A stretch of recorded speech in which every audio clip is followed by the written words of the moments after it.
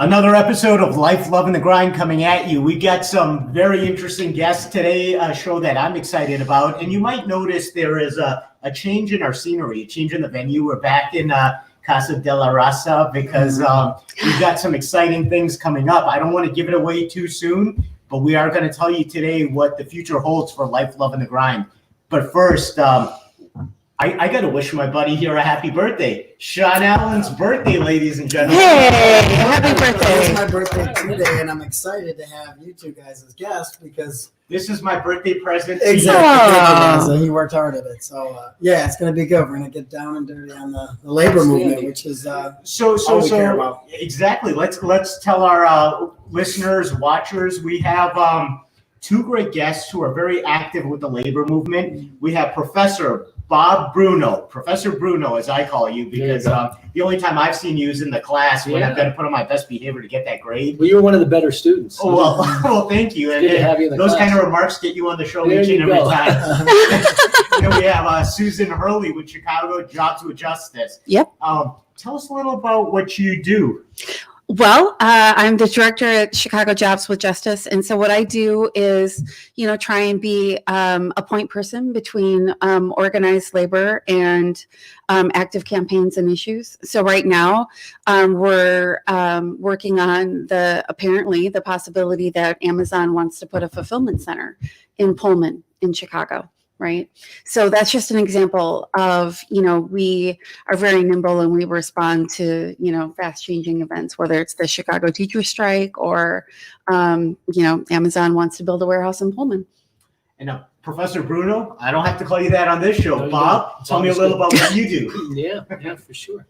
So I teach at the University of Illinois, the School of Labor and Employment Relations, and it's a school that's dedicated to educating undergraduates, graduates, and adult workers, predominantly in the labor movement, about collective bargaining, about workplace relations, the relationship between employers and employees. I've been doing that now. I'm in my 24th year. So a lot of teaching in the field of collective bargaining to union members and also to undergraduates, and then a lot of academic writing, publishing. I'm part of I direct a policy research shop called the Project for Middle Class Renewal at the school, which turns out a lot of policy-related papers. And the focus is really on educating undergraduates and working people in Illinois about collective bargaining. And it's been a great career. Yeah. Well, we had the privilege of having you speak at our Bricklayers Training Center in Addison, a few years back, which everybody was excited about. And I know you go from union to union, kind of spreading the good word. Yeah, absolutely. Well, actually, I did want to mention that we are streaming this live on Raza VP as well, because one of the things we've been wanting to do is put together a next-gen kind of leadership training at our union. Ours is very different than the building trades. We don't have an apprenticeship program. We basically, members are hired by the companies, and then we have to train them on something. So it's not like they've known all their lives what unions are about. Sometimes we have market hoppers who come from other stations. So I thought, this would be a great training opportunity, because what both of you do are you're activists, right? In terms of mobilization and organization and letting people come together and working for a cause. I remember, Susan, you, during the deportation situation, were organizing people to go to the Gary airport to kind of talk. Tell me what you guys did, because I found it very interesting, and I didn't know it was something Chicago Jobs with Justice did. So it was kind of eye-opening to me. Right. Well, we have worked on immigrant rights with organized labor in Chicago for many years through our Labor Committee on Immigrant Worker Rights. And unfortunately, immigration enforcement has only been on the increase.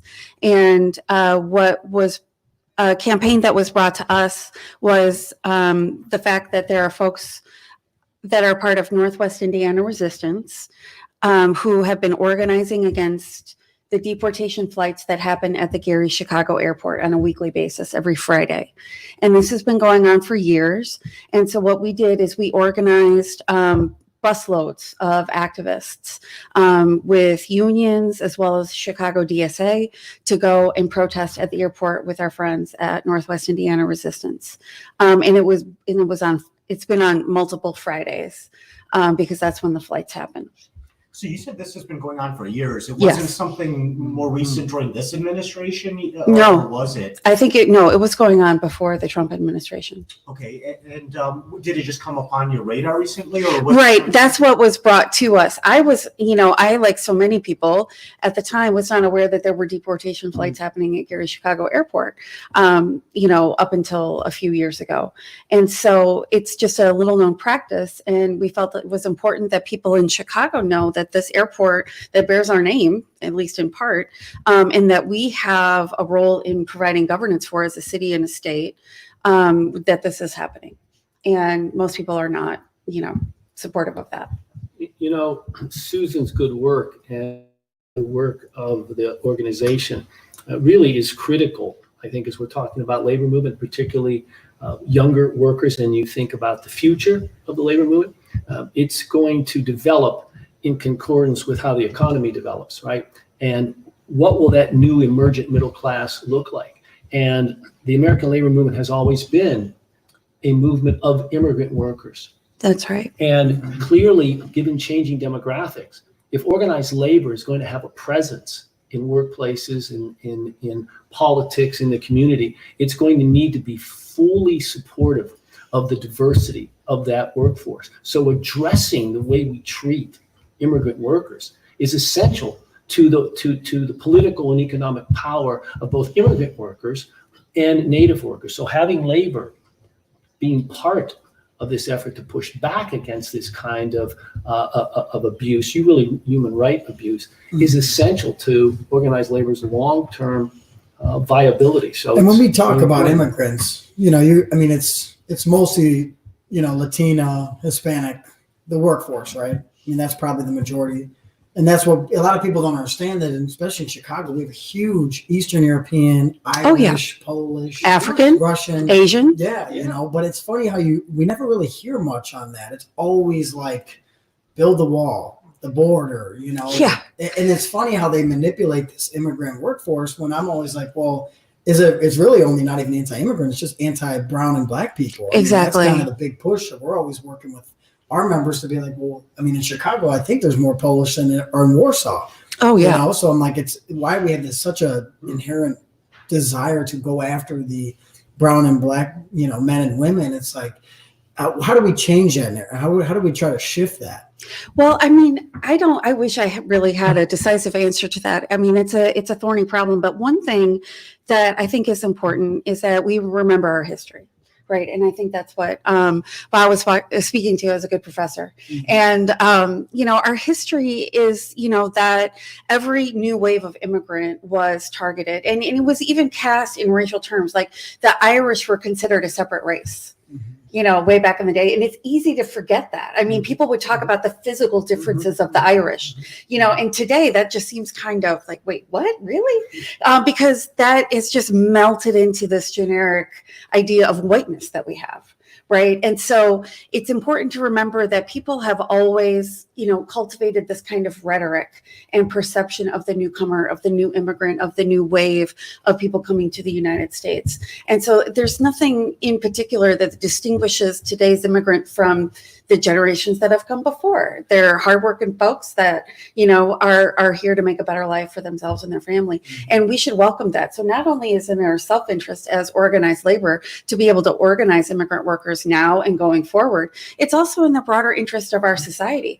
We want to have a strong, growing, vibrant economy, and that has always depended on waves of new people coming to the United States, making it their home, and creating, the new America.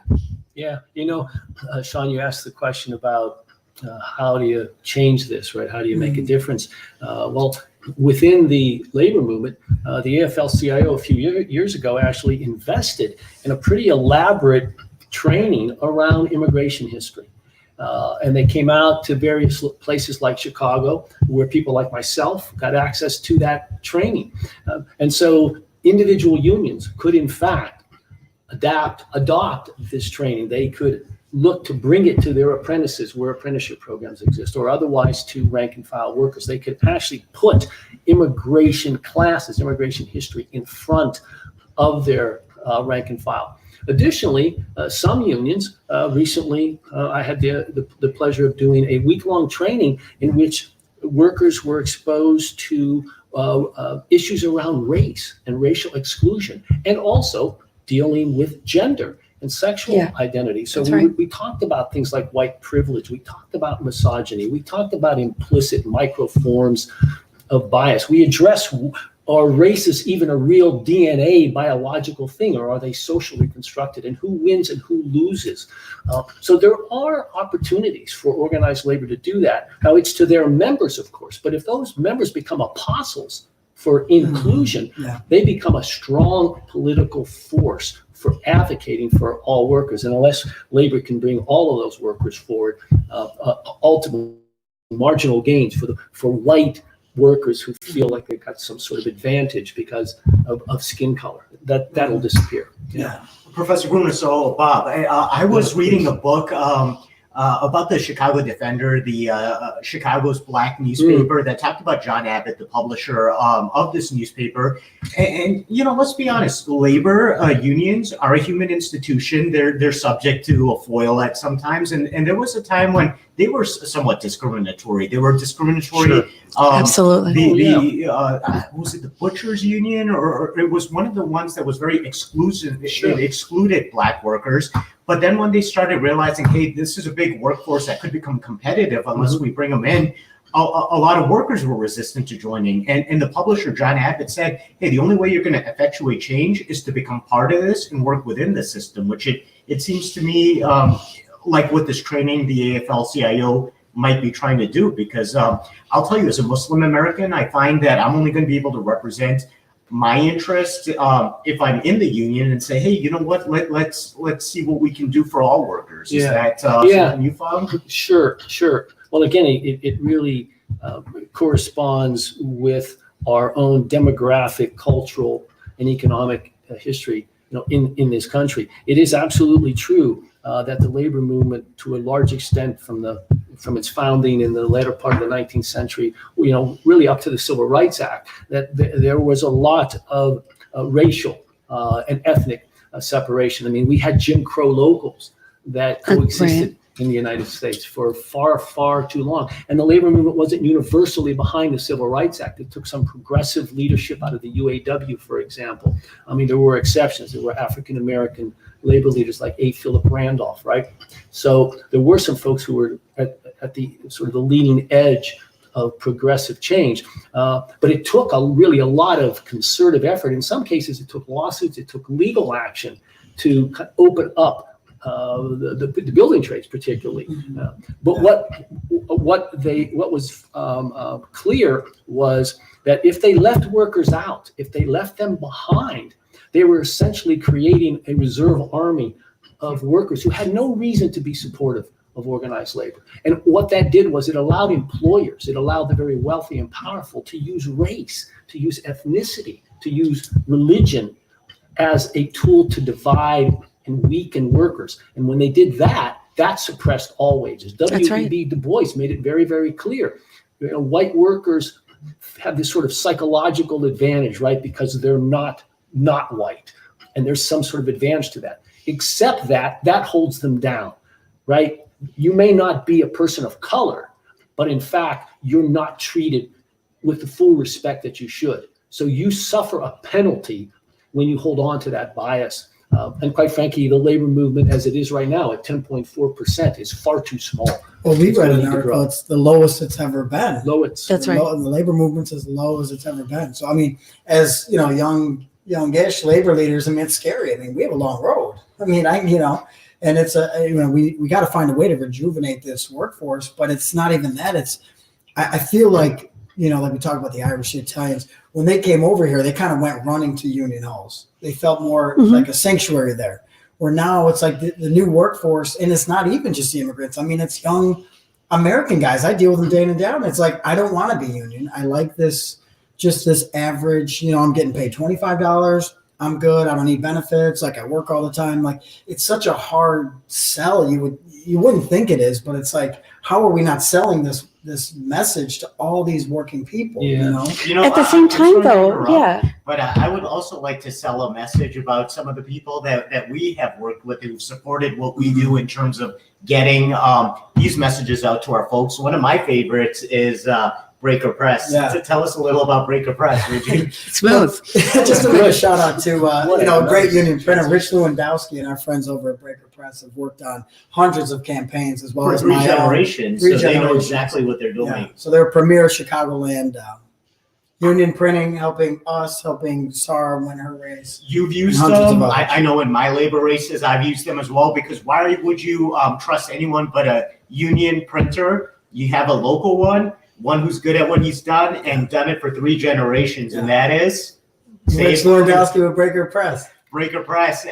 So hopefully that graphic is up. You should be seeing it right down here. So if you've got any needs for printing, make sure to give him a call. And for everyone with the primaries coming up, Rich at breakerpress.com, or you can call him on his number and he'll help you out. Speaking of- I met him at an event, Rich, and he gave me his card, and I appreciate this reminder because I do actually have some printing to do. So I'm going to give Rich a call. He's the guy to go to. You should call him at Pick up this the phone, number call. right down here. And speaking of, you said primaries were coming up. We have some people that reached out to us to get their message across. So roll that beautiful bean footage.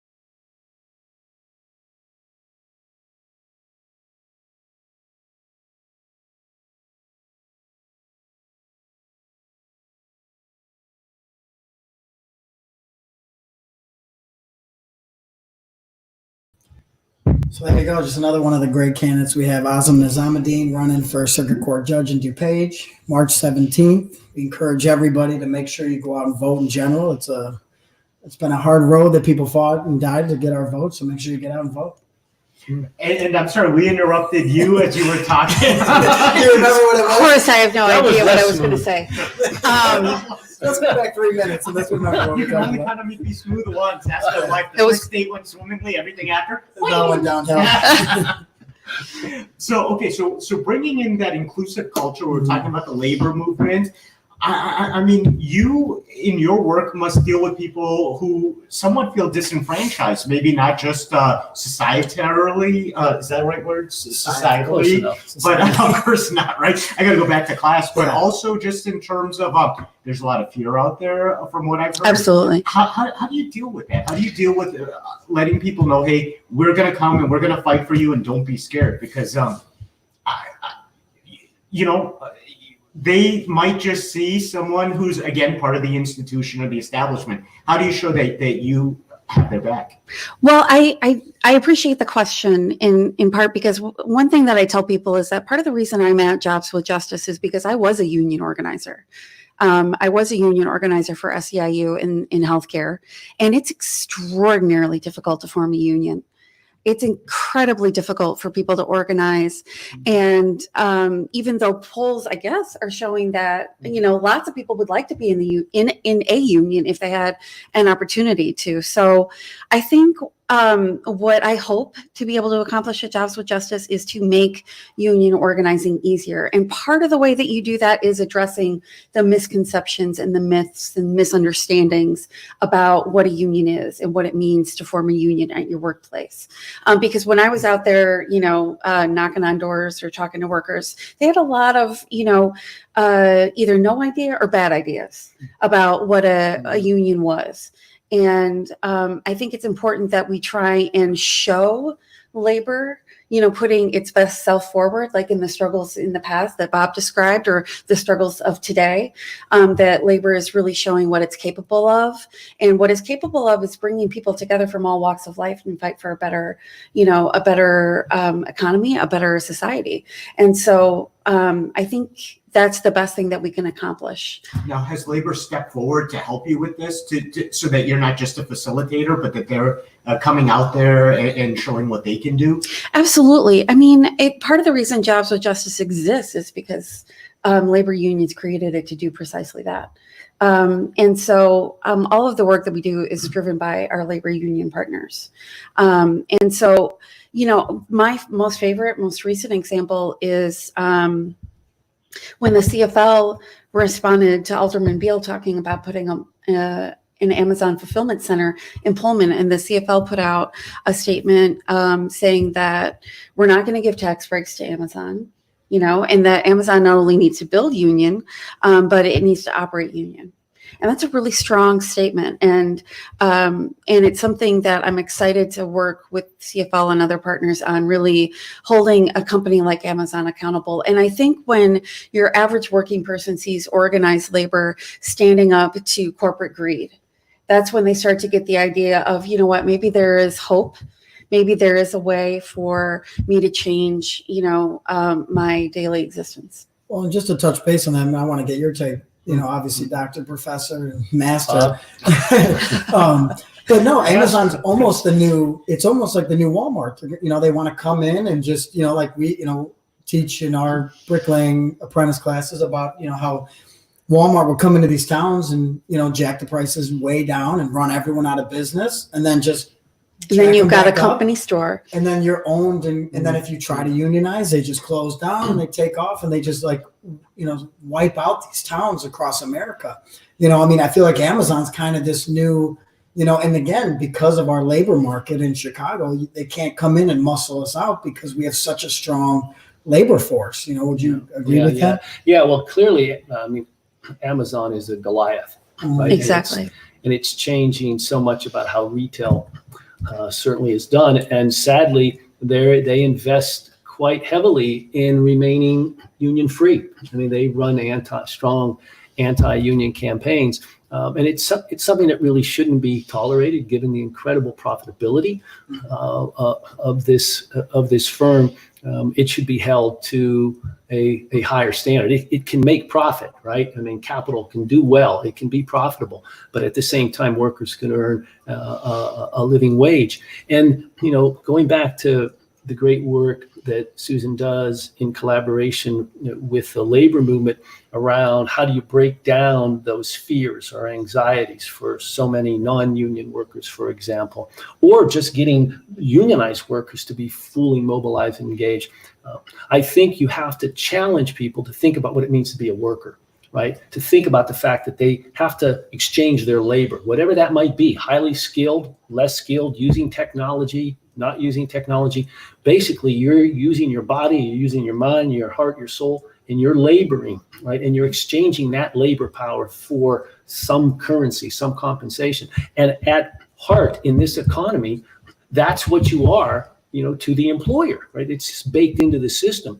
But to think about yourself as a worker primarily, as opposed to a person of color or not color or a particular ethnicity or a particular gender or sexual identity. All those kinds of identities are real and they're important, but they can prevent you from acting in a way that's consistent with your best economic interest. And the challenge is thinking about work. What is work? How is work important to you? What do you all share in common?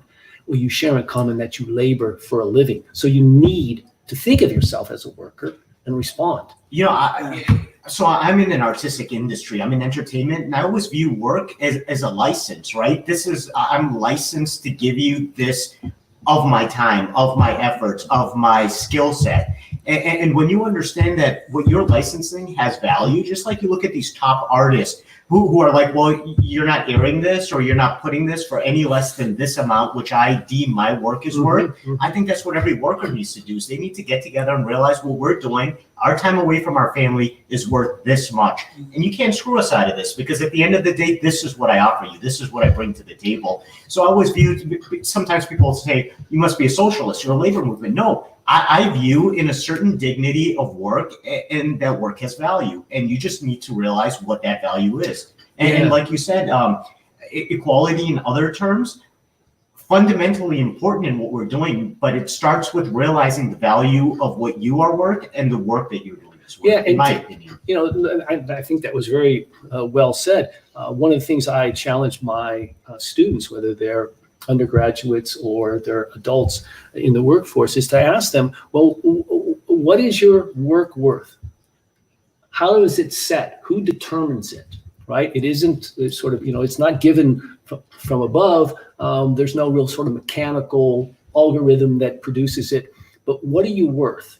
Well, what we do know that is if you go out into the market as a single person and you simply defer that to the employer is going to set what you're worth. And there's a built-in incentive to price that at a lower rate because it's good for profits. It's good for ownership.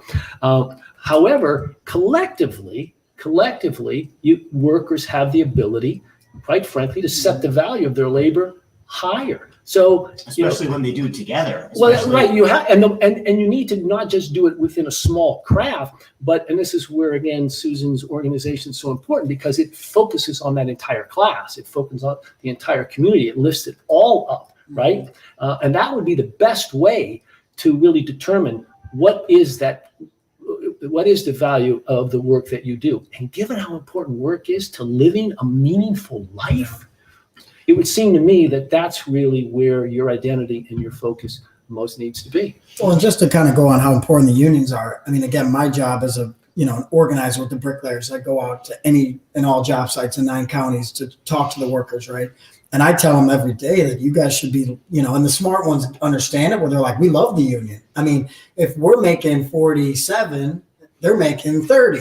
And I tell them, I go, so now if the unions are making 30, what do you think you're going to make? And then they kind of gets in their head like, oh, I'm like, you're probably going to make about 10 or 12 bucks. So I'm like, not only are the unions important, but we're literally lifting up your guys' life for the better. We're lifting them. So, and like you said, I'm going to go one step farther of not just, what's your work worth, but like, what are you as a man or a woman worth? When you leave the house in America, what are you worth? Like, are you worth, a decent wage, health insurance, 8 hours, a pension, going home, enjoying your families on the weekends. Right. And if you do have to work, getting double or, overtime to make the money that you're losing in your life. And Sean, your workers and Raza, yours, and for Susan, you cross all kinds of occupational sectors. They are generating wealth. Huge amounts of wealth. Yeah. This country is incredibly well off and rich, and productivity certainly over the past couple of decades has gone up to 300%. But the portion of that wealth that's gone back to workers, right, has really shrunk. So those lines don't converge anymore. But you're still generating all that wealth. So it's really, what do you have to do to make sure that you get what is a fair share here? But Amazon, I think, really does factor into this in the bigger picture that we're talking about. And what is the value of work, and how are we getting our share of the wealth that we're creating, as working people? And part of it is, the thing that is looming on the horizon is this increased automation, right? And if we have a decreased need for people to be toiling every day, then how are they going to survive? How do we accommodate this? And on the flip side on the other part of that equation is, if so much wealth is being generated with only a fraction of the traditional workforce needed, then what happens to all of that wealth? right? And so we need to rethink wealth distribution, right? And we've not done enough to really drive home why that matters and why that's important. And it's only going to be increasingly important issue for people to face head on, right? So I imagine in the future, when I mean future, I mean like next president, assuming we have one that you could actually accomplish something with, right? We should be talking about a 30-hour work week, right? Or a 4-day work week. We should be talking about a 6-hour day, right? We should be talking about things like that really shift. It increases overall employment by creating opportunities for more people to work full time, but then it also contributes to wealth redistribution. And it takes more than $15 an hour to really meaningfully start redistributing wealth and really talking, getting at like how insanely profitable corporate America is and that they're not paying taxes. So like, not only do we have to like get them to pay taxes, but we also have to look at like the burdens that are placed on working people right now. Mm-hmm. Well, I think staffing regulation would have to play into that too. Like you'll go into grocery stores and the ultimate disservice, I think, is when they have these people who are cashiers teaching people how to use these automated cashiers or the movie theaters.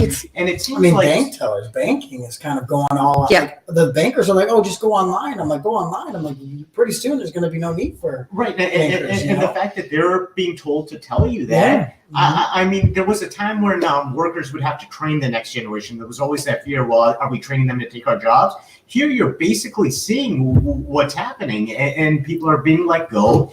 And it seems like there's nothing to stop this just snowball from continuing to go downhill and get bigger. I mean, what do we do about that? Look at Uber drivers. Uber drivers, everyone's an Uber driver now. So I could talk for an hour about Uber and Lyft drivers. Jobs. I'm like, but you just put out 1 million regulated taxi drivers. Yeah. So really, they're just non-union drivers. Well, and those might go self-driving too. But you've probably heard about this. There is now a push to get some of these drivers now to unionize. Oh, absolutely. And we have a workers' rights board that tries to, do public hearings about these issues and hear testimony from workers directly and get experts involved. And so we did a hearing just this past December with Uber and Lyft drivers. And there's a few different organizations in Chicago. There's the Chicago Rideshare Advocates. So I'll just give a shout out to them. They're on Facebook. If you're watching live on Facebook, you can find that. But don't go to their page right now because you want to watch this. But they exist on Facebook. And there's also Gig Workers Matter, which is broader than just the drivers. There's like the black card drivers have like a group of more the higher end kind of executive service. And then the hearing that we did, we talked about what are the wages and working conditions for these Uber and Lyft drivers, but then also what are the broader impacts on the rest of us? What does it mean for traffic congestion? What does it mean for the use and availability and resources available for public transit? What does it mean for public health? What does it mean for climate? And there are just, cascading consequences on all these fronts when you just change the rules and just throw open a market the size of Chicago and say it's the Wild West for a commercial driving app like this. And so there's a lot of regulation that needs to happen. And then there is a lot of Uber and Lyft driver organizing that needs to happen, but is starting to happen. Two thoughts come to mind as I listen to you talk about this. One, this gig economy or the growth of platform workers, it's intriguing because they sit outside of current labor and employment law, right? They're designated not as employees. So we've got growing numbers of people doing labor, but we haven't actually grown the employee labor force that is covered under various labor and employment laws that would protect them. So we are eliminating employees while expanding workers, but those workers bear the burden. They bear the full burden of their employment because we call them contractors, right? We misclassify them, and that is a huge thing in Chicago. Oh, that's a huge problem. Huge. And obviously, Uber drivers are perhaps the most high profile, but Yeah. they exist across all kinds of industries. That's our biggest fight. Yeah. The non-union workforce is the misclassification. They- And there's probably 100 new apps a day that are basically using this model and in different parts of the economy. And so there's a couple of things I want to say about that. One, it's really important what Bob is saying about labor law not keeping up. And one thing I brought with me today for you guys just to keep is a study that Harvard University put out, and it's about the Not quite the University of Illinois, but I'm- we'll accept and their no, work. and Yeah. please forgive me. Almost. Please forgive me, Bob. I got this from our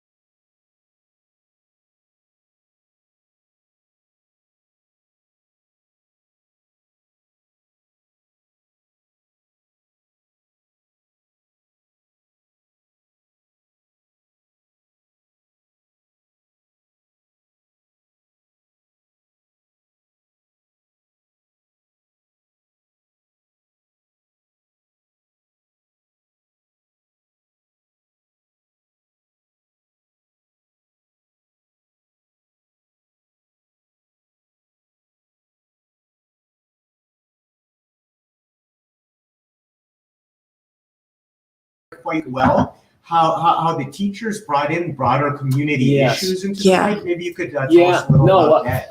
Thank you. That was a book both Brother Stephen and I invested a lot of time in, and we're really proud of, because what we saw with the teachers strike in 2012, and it's certainly continued to evolve, is that they attempted to redefine what the purpose of a labor union was. Yes, it was to win good contractual benefits for their members. Clearly that was true, but they were also a force for progressive change in the community. So issues of racism and poverty and inequity was important to this union, and it felt that it wasn't just serving its own members, but it was serving parents. It was serving children in the broader community. They were tied to a larger purpose, which actually goes back to the way that the CIO, the Congress of Industrial Organizations, in the 1930s perceived of what the labor movement would be, that it would actually uplift society. But to do that, you have to build community relationships. You've got to build community partners. You've got to build community coalitions, and you have to treat them as partners. And therefore, that union, I think, becomes a leading example of how you work on behalf of your members, but also on behalf of the broader community, You see the nurses doing that a lot. And They went we on saw, strike right, looking and for by the safe way, staffing teachers not in levels. Chicago, not just in Chicago, but over the last Across the country, really, across at the this country, point. Everywhere. they've been the Yeah. largest resistant force, really to this, to this overweening power of a select small number of very well endowed individuals to sort of control public education, and that kind of practice is what we need far more of within the labor. And that's what you do. Yeah, and I think the one thing that gets lost a little bit about the teacher and everything, amen to everything that you said, but one thing that gets lost a little bit is that the teacher strike at a fundamental level was illegal, especially this last time, right? And so the reason I point that out is, one of the ways, so we can legislate changes and we must, but one of the ways that I think we have to change labor laws by breaking it. Right. And I think that's also the kind of thing that inspires, people in the community or workers who are unorganized to say, you know what, this is about deep, meaningful change that I want to be a part of. Right. And so, the Illinois legislature had prohibited the Chicago Teachers Union from going on strike over the issues that they were talking about every day in this most recent strike back in October. And because of that fight, actually, it started a conversation about reversing that law. Right? Because they just kind of threw down the gauntlet and said, you know what, this is what our members care about because this is what they're seeing in the classroom every day. And this is what, we're demanding. So you can tell me it's illegal, but this is what we're doing. And so now from a historical perspective, we can see that when organized labor actually grew, where there was substantial gains, and of course that led to improving economic conditions for all workers with some real clear differences for some workers, and particularly some workers of color. But when you saw that middle class being built, it corresponded with labor having leverage to withhold their labor, so that they had not only the legal right to strike, but they had the capacity to do so. So that corresponds very well with labor strength. And as that leverage has been lost since the early 1980s, and that kind of ability, the Reagan years. Oh, that's right. And that right ability to really wage successful strikes. And what are we talking about? We're talking about withholding your labor, not being a form of a wage slave, where you have no option but to work at the will of a handful of managers or owners. So as labor lost that leverage, it corresponds with smaller and smaller shares of wealth, getting back to what Susan said, that we're going back to the working class, right? That we're going back to people that were in that broad, middle of the economic spectrum. And not only that, but union density was falling during that. So these things all coalesce together. So if you can wage successful strikes, if you can do so, whether or not they're legal or they're technically illegal, you are demonstrating that you have the power to work on behalf of working people. And that will certainly, it always has attracted people to the labor movement. But of course, it also scares people in power, because you have workers who are taking control of their own destinies, which you should be able to do in a democracy. But in this country then becomes terribly threatening. Well, then those people in power work triple, quadruple the amount of time and energy and money into these anti-union, don't join workers. I mean, I have people making $20 an hour being like, I don't want to pay union dues. I'm like, you're going to pay union dues and you're going to quadruple your wage and salary. Well, because they have a brilliant marketing. They have a great marketing strategy. But I'll tell you this, one of the speeches, or not the speeches, but the talks you made was that really got to me was after the Janus decision. You were, I forget where you, but it was about the middle class revival, and you were talking about how labor has faced challenges again and how we can overcome given Janus. And I remember my daughter, she's like, okay, so you can't compel people to give dues, but you can still, what was the word, Sarah? You can still persuade them. And I'm like, I think that makes us stronger. Susan, what do you think? It absolutely makes a union stronger to understand that they have to have an active relationship right, with their membership in order to make sure that they're continuing to voluntarily be a member of their union and also understand what it is their union is fighting for and what that organization is about. I think that in the long run, that is going to make the unions in the public sector stronger.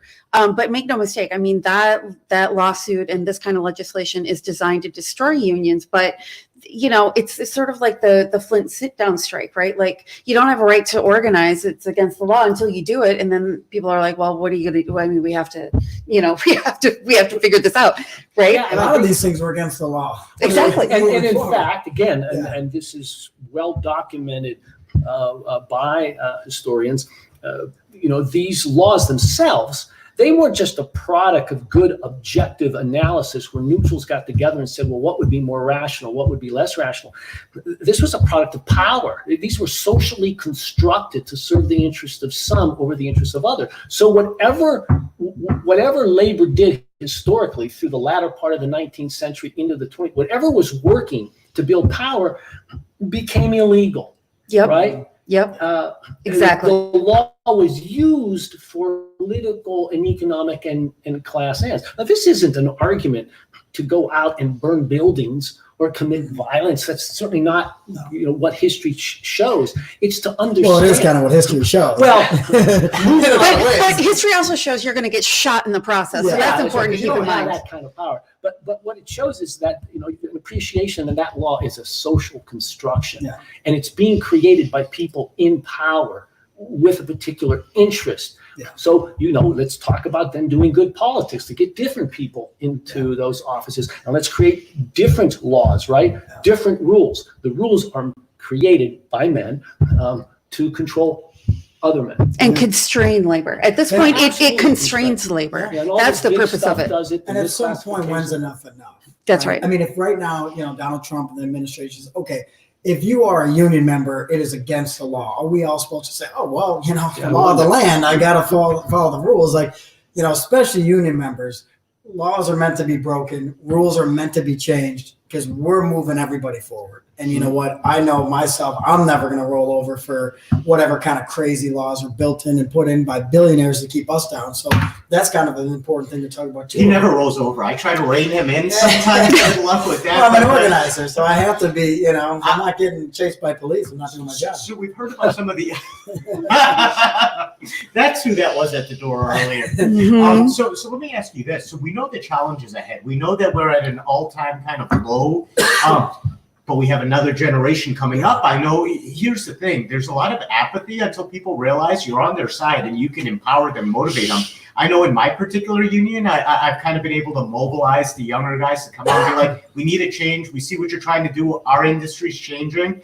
Let's fight this together. What do you guys do on a broader scheme to get the younger members involved? Tell me about your work and your feeling on how to get that next generation be like, hey, this is a fight that we cannot be apathetic about. And I'm interested to see what you guys think. What does this new generation look like?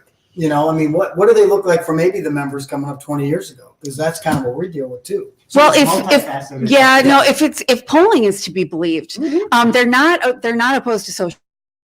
No. Right. And the younger you are, the more likely you are to support Bernie Sanders, for example. Right. I mean, that's what we're seeing in sort of on the political lens. Right. So I think if a young, you know, say you're 18, 20 years old, something like that. Right. Like what you have seen over the last decade is the spectacular implosion of our economy. Right. And then we bail out corporate America. Corporate America is doing great. And the rest of us are like, yeah, well, we used to own a house. Don't anymore. You know, and that's radicalizing, I think. And so I think what I feel like I see with young people is that they want to see militancy. They want to see a militant struggle against, you know, a climate apocalypse. They want to see a militant struggle against corporate greed. They want to see a militant struggle in favor of people being able to have self-determination in their communities and in their lives. And so I think that's the challenge to organizations like mine, the nonprofit industrial complex, as well as, you know, the labor movement is like, are we really showing up in that way? Well, here's my question. Stepping up to actually do the work though, this might be what they want to see. Do you see younger people showing up to rallies that you're doing to actually put in the work to? Well, more organizing their own rallies, right? Like the Sunrise Climate Movement or the Youth Climate Strike, right? Like young people really are organizing on their own terms and in their own way. And that's always the most important thing. And then the only other thing I would say with my, borrowing Bob's history hat is saying that our social movements are always most powerful when young people are at the fore. If they're at the forefront demanding change, that's what has a tendency to shift the debate and the perception of what the demand is. Why is that, though? Why? I don't know. I think we're soft on our kids. We get, It's a soft generation, we see these sweet, beautiful faces, and we go. Until you meet the three I got over there. Okay, so it's what? Okay, that's spoken like a soft-hearted auntie. What can I say? But I also think that it's just, or like when the students at Kent State get shot, right? And then it's a sobering moment. You're like, wow, things must be really serious if young people are leading youth climate strike. We're not taking this as seriously as we need to. How do we get these young people into our movement? So one thing I love seeing it. You're right. They're organizing more than they ever are. Social media is bringing everything to everyone's attention. But how do we get? I feel like some of these younger progressive groups they're not for unions, but they're fighting for what we want. They want equal pay between men and women. They want better money. They want all these progressive changes. But then when I say unions are like, well, whatever about that. Yeah. So, how do we get these younger people to come into the union movement and kind of let the union movement lead these social changes? So interesting dilemma that you're experiencing. So, a couple of things. Public at the same time that union density is at this frighteningly low, less than 11%.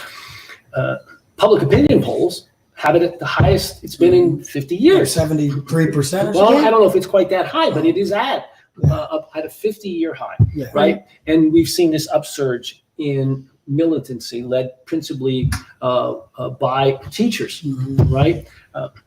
It's also the case that when you dig into those polling numbers, younger workers, those 18 to 29 or maybe even into 35 years, have a higher level of approval for the labor movement than do older age classifications, which suggests that there is a welcoming force of young workers who, as Susan has talked about, really have come out of college where they came out in a bad economy, or they've experienced this, we're just growing out of this long recession.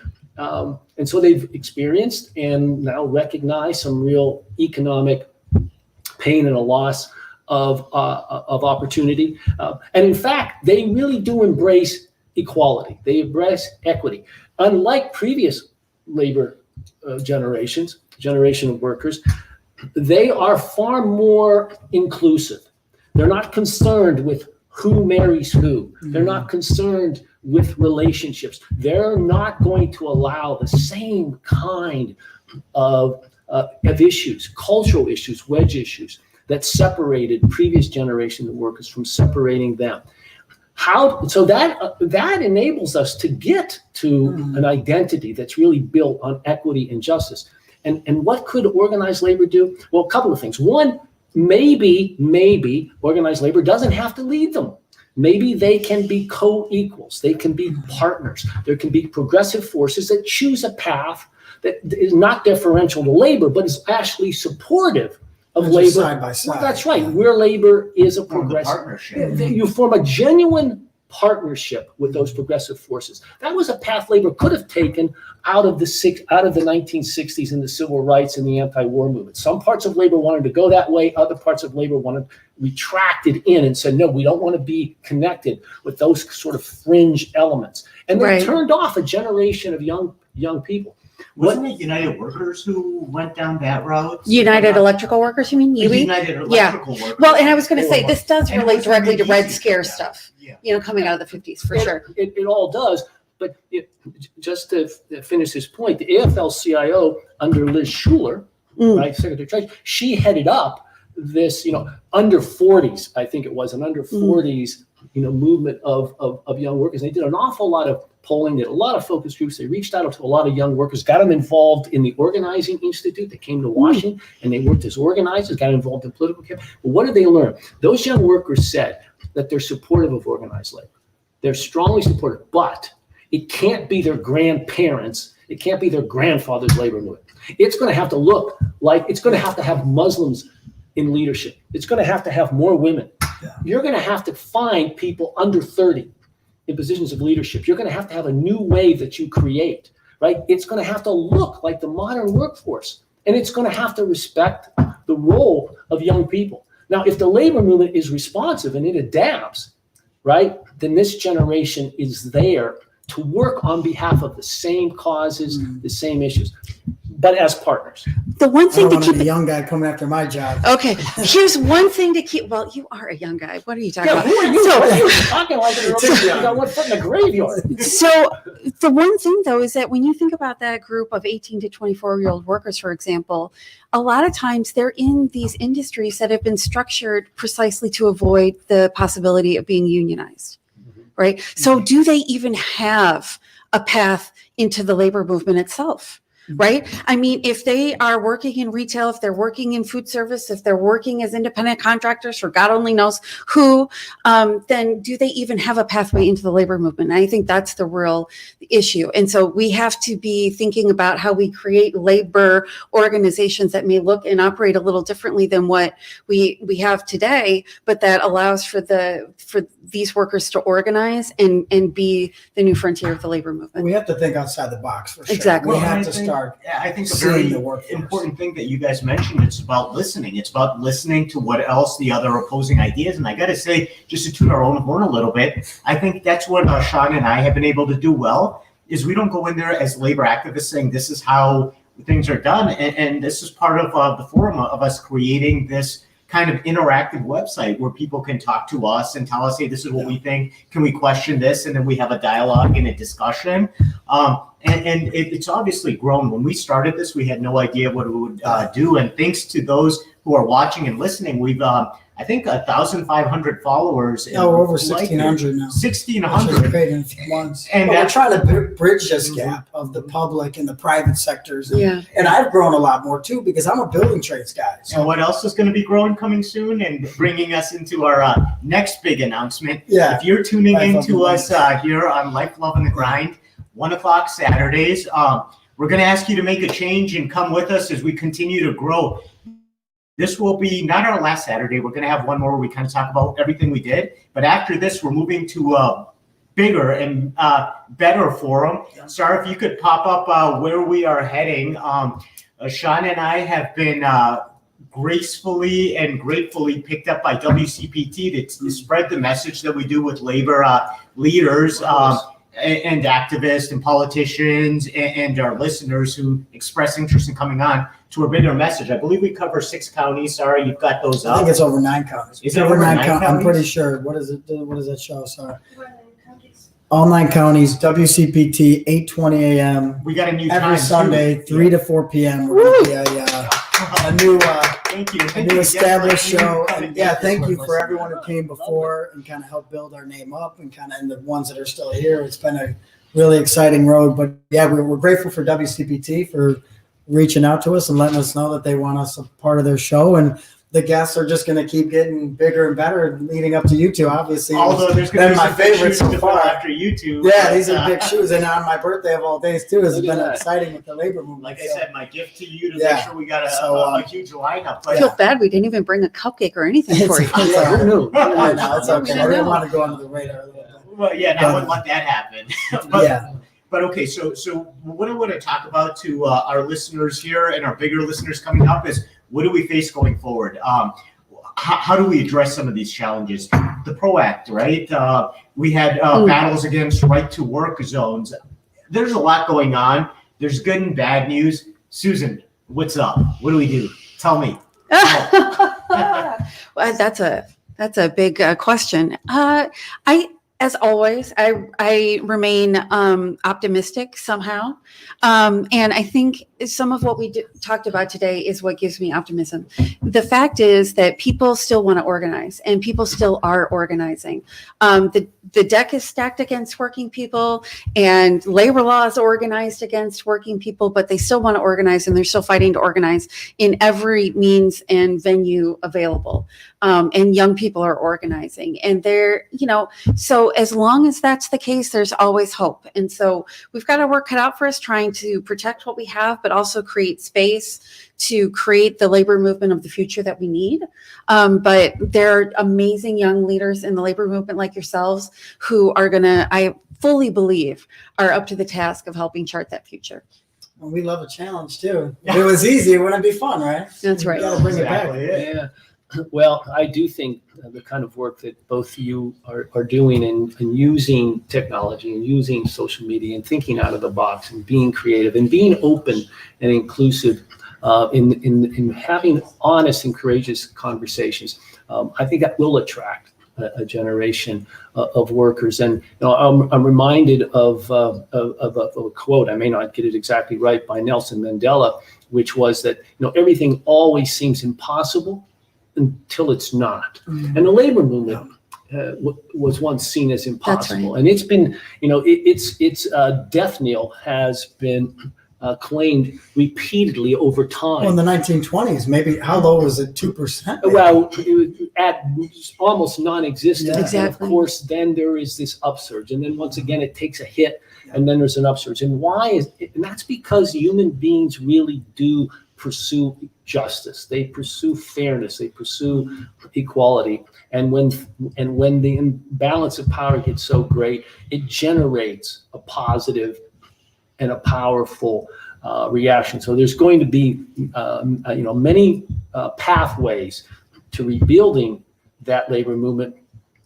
I do think that we're in a political season, so there's an opportunity to talk about a labor agenda. There's an opportunity Yes. to talk about political candidates. There's an opportunity to talk about what kind of policy, what kind of structural changes would actually help to make things better. There is this a bill passed in the House that your listeners should go and look at, right, to get a better understanding of what could possibly be, right? This could be a future for. Tell us a little about Well, that. it's referred to as the PRO Act, and its acronym has to do with protecting workers and organizing on the job. And it addresses some of the current flaws and imbalances of power that make it hard for workers to organize or allow employers without any sort of punishment with impunity to violate worker rights, which sort of undoes some of the current legislation that it addresses things like misclassification. So it's a rebalancing. That fine right now in this classification is like $1,000. Which is Exactly. literally the cost Yeah. of doing business, Yeah. right?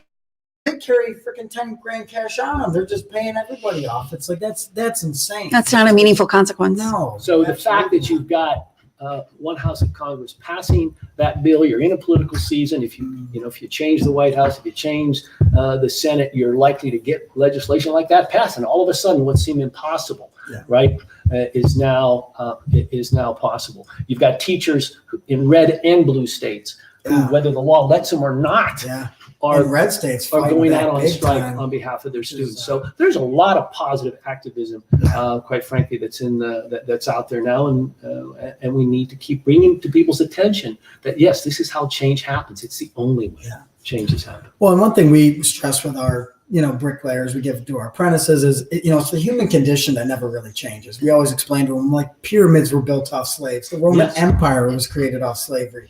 America was built on slavery. I mean, this cheap labor has been such a huge part of like human history. And I'm like, what's changed? It's kings and peasants. And Donald Trump is a king right now, and he wants us all to live as peasants. And the labor movement, the union workforce of men and women are the last driving force to create this change, to fight for change, and to empower and change, and building these partnerships that we talk about with the LGBT community, which has made huge strides in such a shorter period too. Like, we have to band together. Right. And like I was saying before, like even with me, like I'm a building trades guy. So I'm like, you have an apprenticeship, you shut your mouth, you work your way up, but we have to empower young workers. We have to make them feel like they have a place to go, and they're not only welcomed, but they're encouraged and empowered to be leaders and to be somebody in this labor movement. I think that hopefully maybe will attract more of our members to come. And in our union, we don't have an apprenticeship program.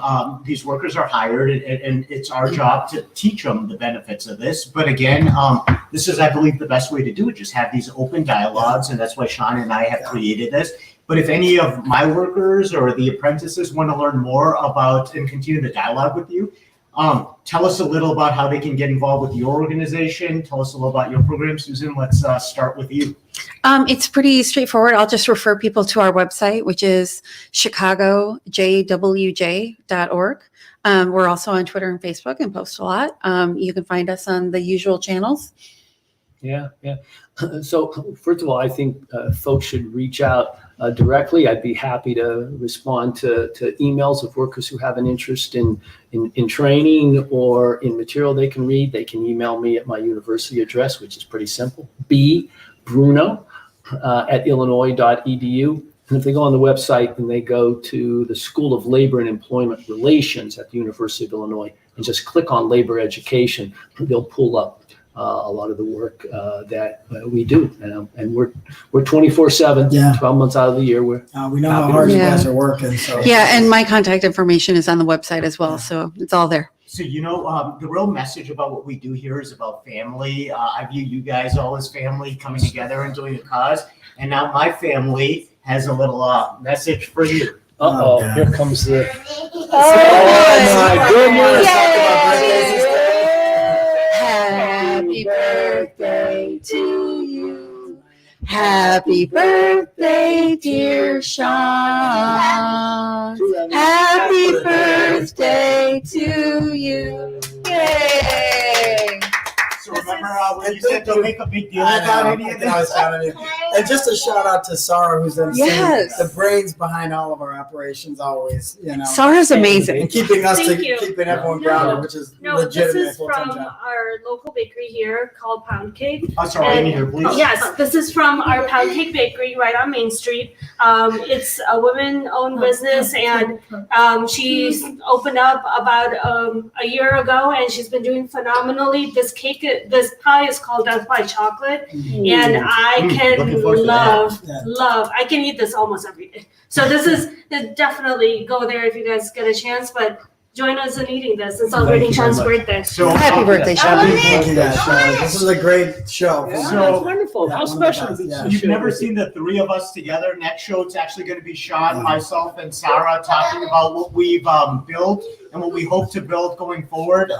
As any married guy might tell you, it's never easy to share a platform with your wife. We'll see how that turns out next week. Until then, we've got some cake to enjoy. Thank you for helping us grow this and keeping the questions coming. We'll join you Saturday and then again Sunday at our new time and place. Tell us where and when. WCPT, 8:20 a.m., February 16th, 3 to 4 p.m., and then moving forward is going to be Sunday. So thank you to Professor Bob Bruno, Susan Hurley. Thank you, Rosa. Thank you, Sean. Thank you all. Thank you guys. Thanks, Thanks, everybody. Sarah, of course. Thank you. And thank you to all of you. Goodbye.